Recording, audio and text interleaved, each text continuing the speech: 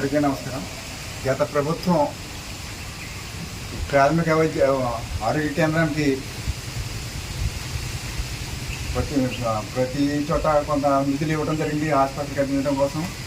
అది పూర్తిగా సక్రమంగా వినియోగించినట్టు కనిపించట్లేదు. ఈ బిల్డింగ్ అసంతృప్తిగా ఉండటం.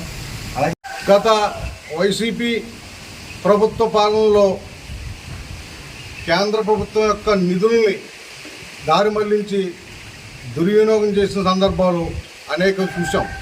కానీ ఆనాడు ఆ ప్రభుత్వంలో మొదలుపెట్టిన అభివృద్ధులు ఏవైతే ఉన్నాయో అవన్నీ కూడా 2020 నుంచి ఈ రోజు వరకు కూడా అసంతృప్తిగానే మిగిలాయి.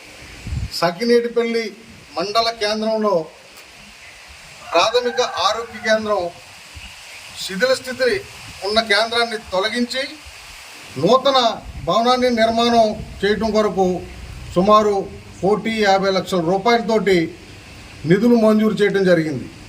2020లో ప్రారంభించిన ఏవైతే ఈ నూతన భవనం ఉందో ఇప్పటి వరకు కూడా నిర్మాణం పూర్తి కాకపోవడం అనేది చాలా దురదృష్టం.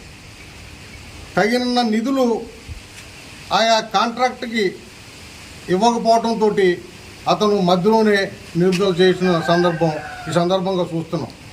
ఈ కేంద్రంలో బాలింతలు, గర్భిణీలు, అలాగే వివిధ రోగాలకు సంబంధించిన వచ్చే రోగులకి చాలా ఉపయోగకరమైన విధానం ఉండేది. ఏదైతే శిథిల భవనాన్ని తొలగించి తాత్కాలిక భవనంలో ఈ పిహెచ్సిని ఏర్పాటు చేశారు.